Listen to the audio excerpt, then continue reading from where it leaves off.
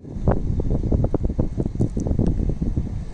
today episode how to fix your Volvo VNL from leaking roof. That's an easy solution. You gotta get some quad or OSI, works the best, and slightly apply. You gotta clean with alcohol, and these special days this is not available, but you can use a 96% proof spirit, and you can clean those things as well. And let me show you some quick tip actually, because you're not supposed to clean these things with your hand.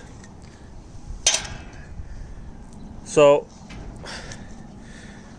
how to clean this? Easy.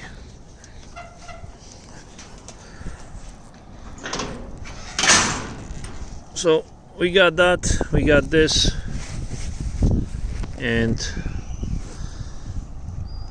you just a little bit, you take it off and you put on a cloth, and again a little bit, you took it off. Oh, I fuck up. So you don't go with all over, and then when it's dry you can actually scrape that with your razor blade.